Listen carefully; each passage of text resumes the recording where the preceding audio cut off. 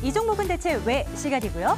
7개로 나뉘어서 시장 살펴보고 있습니다. 첫 번째로는 건설주 먼저 볼게요. 부동산 대책이 또다시 나왔고요. 사실 이제 건설주들의 경우 최근에 이 부동산 정책이 바뀐다더라. 이 세금으로 조여왔던, 그래서 수요를 억제시켰던 정책에서 공급 확장 정책으로 바뀐다라는 기대감 속에서 좀 올라갔었던 적이 며칠 있었었는데요. 그린벨트 해제 내용이 이번에 빠졌습니다. 그리고 이달 중순이나 말쯤 구체적인 공급 계획을 발표하겠다라는 내용이 전해지고 있는데요. 만족스러운 결과가 나올지는 좀 지켜봐야 될 것 같고요. 일단은 오늘 건설업종 지수 그리고 개별 주요 이 종목들 이제 하락세를 나타나고 있습니다. 확인이 가능합니다. 다음 보시죠. 제지주들의 상승세는 오늘도 이어지고 있습니다. 아시아제지가 4% 추가 상승 나오고요. 대림제지, 무림페이퍼 3%대, 이유 다 똑같습니다. 폐지 가격, 이거 하락으로 인한 이익 급증이 계속 이어질 것이라는 전망 속에 이렇게나 올라가고 있습니다. 계속 볼게요.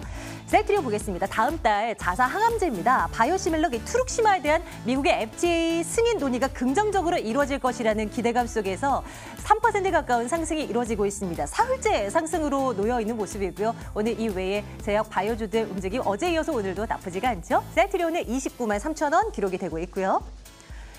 아이폰 부품주들 그래도 한번 챙겨는 볼까요? 사실 관심권 밖으로 놓여 있는 종목들이긴 한데요.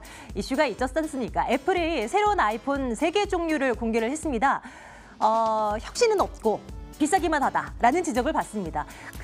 이 화면이 굉장히 큰 이 종류의 한 제품의 경우는 우리나라에서 한 200만 원 이상에 판매될 것이라는 전망들도 나와요.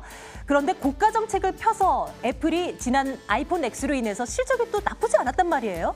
이런 부분들 이번에도 통할 수 있을까요? 일단 관련주로 꼽히는 종목들 보합 또는 하락권에서 맴돌고 있습니다.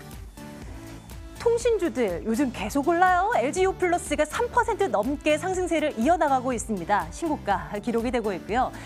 더 나올 악재는 없다. 사실 요금제 압박에 정부 쪽에서 많이 들어왔지 않습니까? 이런 부분들 때문에 수익이 많이 줄어들 것이라는 우려도 있었지만 투자자들 이거 이제 관심 없죠. 5G 상용화. 이 기대에 내년이 임박해 올수록 더 좋아질 것이라는 전망들 힘을 얻고 있습니다. 17,150원대까지 올라 있습니다.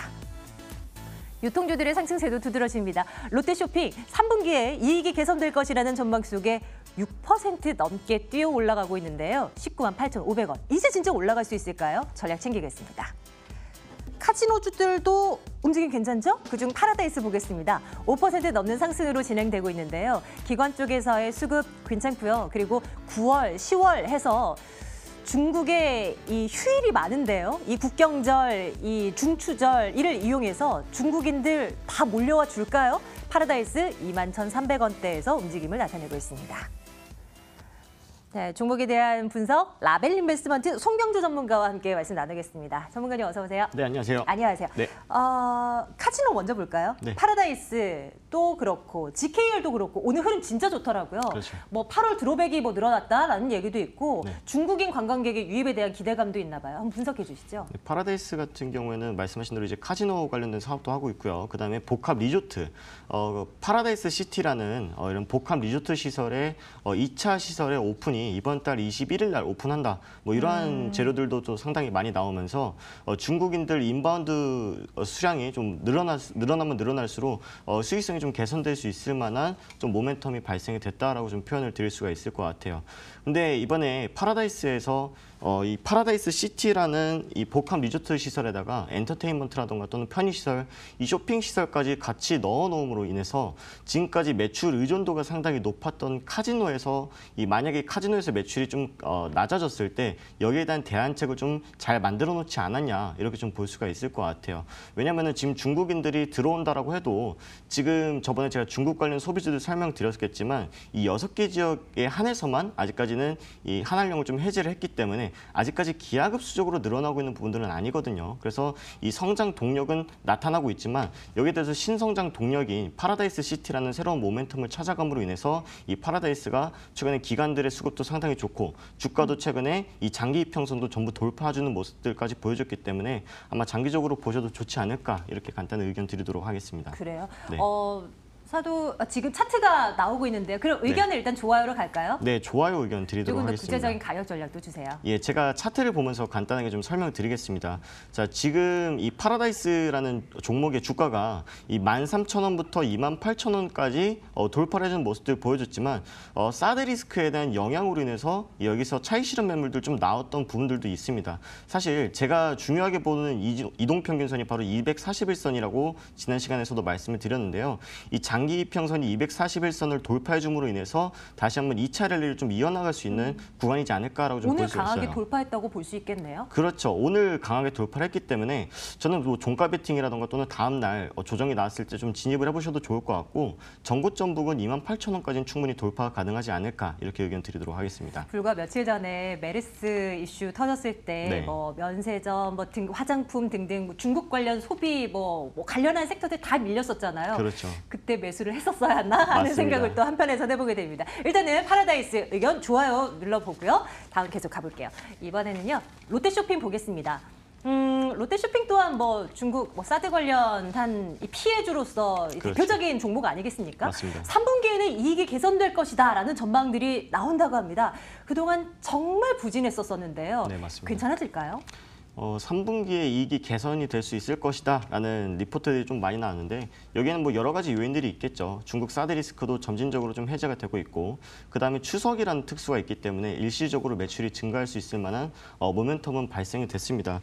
근데 제가 이제 롯데쇼핑에 대해서는 조금 보수적으로 보고 있는 관점이에요. 왜냐면은 이제 롯데쇼핑이라는 것이 내수에서 좀 유통 쪽으로 좀 산업이 잡히지 않습니까? 물론 이제 중국 쪽에서는 롯데라는 브랜드가 적혀 있는 것들을 아무것도 못 쓰게 하기 때문에 이 중국에 진출한 12개의 매장 중에서 4개는 이미 매각에 대해서 계약이 완료가 됐고 나머지 8개는 이번 연내에 폐점을 한다라고 해요.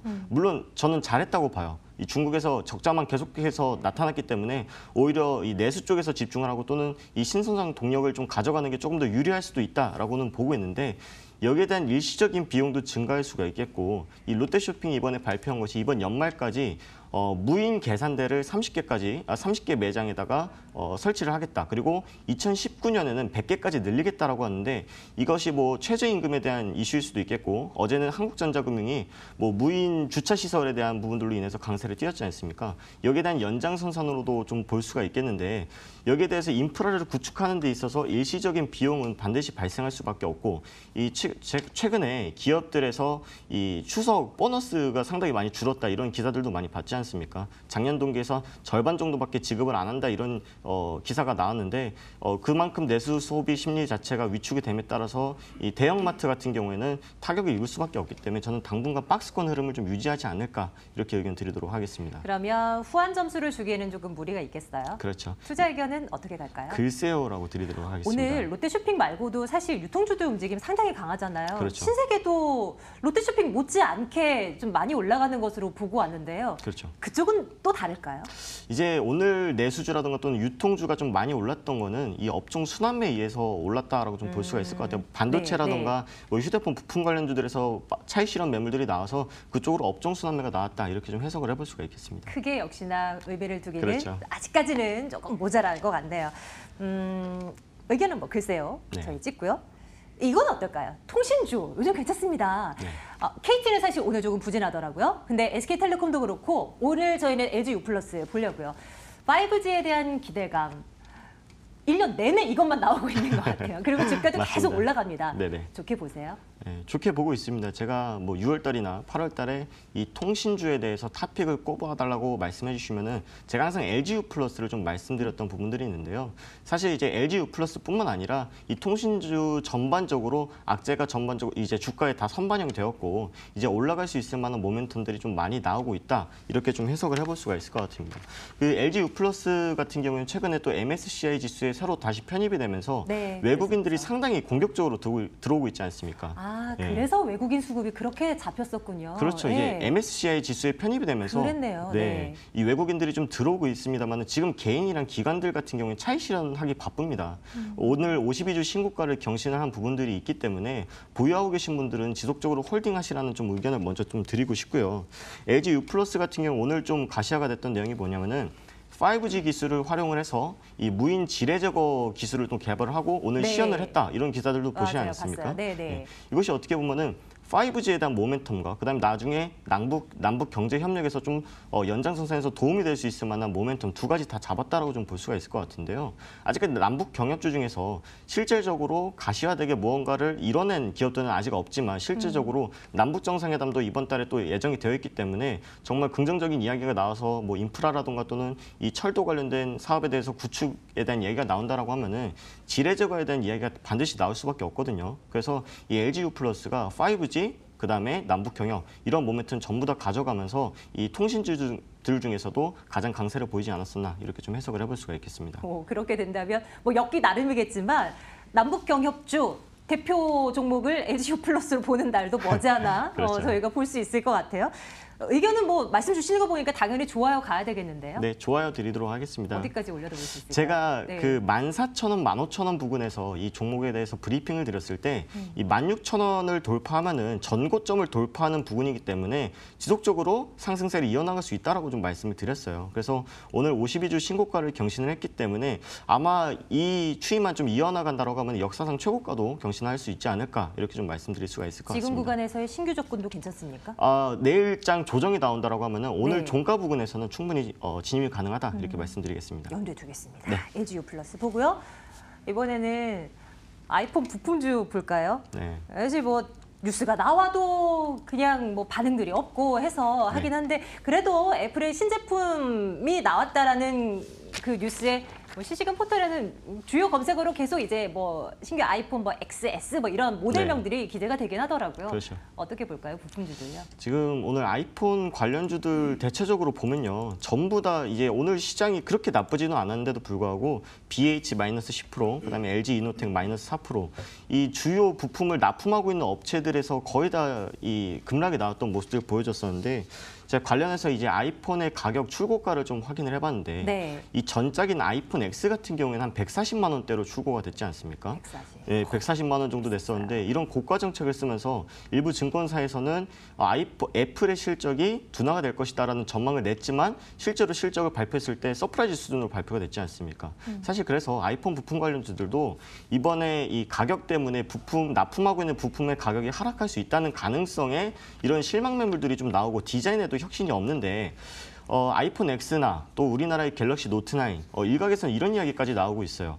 내년에 폴더블 폰이나 또는 플렉서블 폰을 상용하고 출시를 할 예정인데 미리 혁신적인 디자인을 내봤자 감흥이 없지 않겠느냐라는 이러한 의견들도 나오면서 사실 큰 변화를 주고 있지 않다는 의견들까지 나오고 있거든요. 그래서 저는 아이폰 부품 관련주들은 나중에 좀 가격이 안정화됐을 때는 충분히 잡을 만한 종목들은 몇 가지 있어요. 뭐 LG 이노텍의 뭐 카메라 모듈이라던가 또는 네. 이제 FPVC를 납품하고 있는 업체들이라든가 BH가 대표적이죠. 이런 기업들은 주가가 조금 더 조정을 받았을 때는 충분히 진입을 해봐도 되는데 현 시점에서는 저희가 이 폴더블 폰이라든가 플렉서블 폰 관련주들을 좀 보시는 게 더 좋지 않을까 이렇게 의견 드리도록 하겠습니다. BH는 보기 좀 오늘 과하기는 하네요. 네네. 10% 이상의 급락으로 진행되기도 하는데 또 매수 타이밍 나오면 좀 알려주시기 바랄게요. 네, 투자 알겠습니다. 의견은 어떻게 갈까요? 글쎄요라고 드리고 주가 조정이 나왔을 때는 분할로 한번 잡아보셔도 좋을 것 같습니다. 그러면 이제 팀장님께서 말씀 주신 종목 가운데 파라다이스랑 LGU+랑 좋다라고 말씀 주셨는데요. 맞습니다. 내일장 탑픽은 어디로 LGU+ 갈까요? 드리겠습니다. LGU+. 네. 신규 접근은 조정 나왔을 때 접근 가능한 걸로 한번 네. 말씀을 드려보겠습니다. 장 마감 임박해 오고 있고요. 만기일은 오늘 어떻게 마무리될지 안신 앵커와 함께 정리하겠습니다.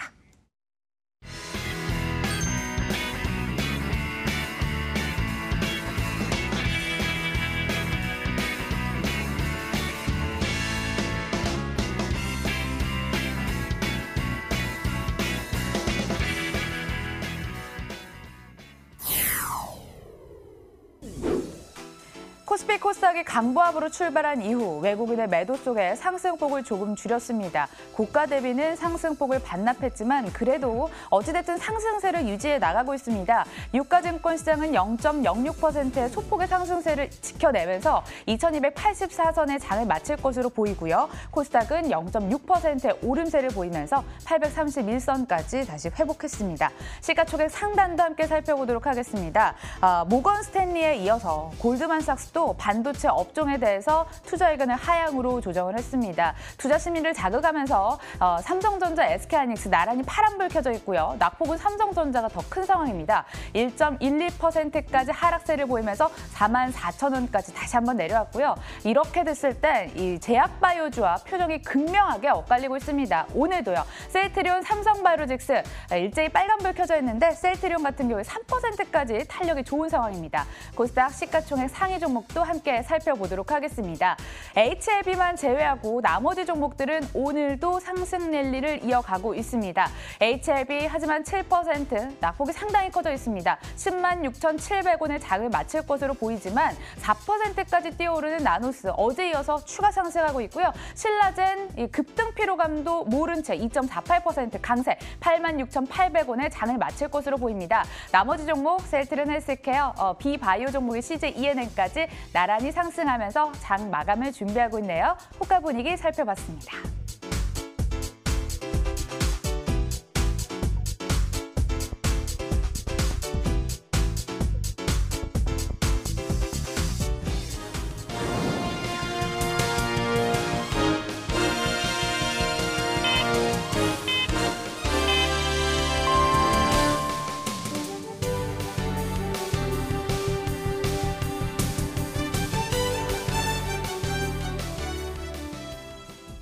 오늘은 내 마녀의 날이었습니다. 선물 옵션 동시 만기일. 하지만 큰 변동성보다는 잔잔하게 시장이 전개가 됐습니다. 마감도 강보합 수준으로 코스피는 0.2% 상승한 2287선의 종가를 형성했고 코스닥이 코스피 대비 탄력이 조금 더 우세한 상황이었습니다. 0.45% 상승하면서 830선은 사수한 채 마감을 지었습니다. 수급 보겠습니다. 외국인이 많은 물량을 오늘도 쏟아냈습니다. 2,482억 원의 순매도, 최근 들어 공격적인 매도를 전기전자 업종에 집중 매도하고 있는 상황입니다. 반면에 기관은 1,860억 원을 담았고 개인 매수 물량을 조금 더 키우면서 318억 원 순매수 우위로 기록이 됐습니다. 코스닥 수급 함께 살펴보도록 하겠습니다. 메이저 수급 주체들의 동반 매도가 있었습니다. 일제히 매도로 포지션을 바꾼 상황이었죠. 외국인이 536억 원, 기관 151억 원, 쌍끌이 동반 매도가 연출됐습니다. 다만 개인이 사자를 혼자 외치면서 761억 원을 순매수했습니다. 섹터별 흐름도 함께 살펴보도록 하겠습니다. 오랜 부진을 털고 반등에 나서고 있는 조선업종이 살펴지는데요. 물 만난 수주 덕분에 실적 감소세가 멈추려는 걸까요? 기대감이 쏟아지면서 현대미포조선 3.46%로 강한 탄력 보였고 대우조선해양, 한진중공업 나머지 종목들에서도 일제히 강세를 보이면서 장을 마감했습니다. 다음으로는 여행주도 함께 살펴보도록 하죠. 올해 또 역대급 한파가 예고돼 있습니다. 따뜻한 여행을 위해서 일본의 온천 여행이라든지 보라카이 재개장으로 인해서 여행 수요가 확대될 것이라는 증권사 호평이 있었죠. 관련해서는 모두투어가 5.22%까지 껑충 뛰어오르면서 24,200원의 장을 마쳤고요. 하나투어, 참 좋은 여행도 각각 0에서 1% 상승을 보이면서 장을 마감했네요. 마감 분위기 함께 돌아봤습니다.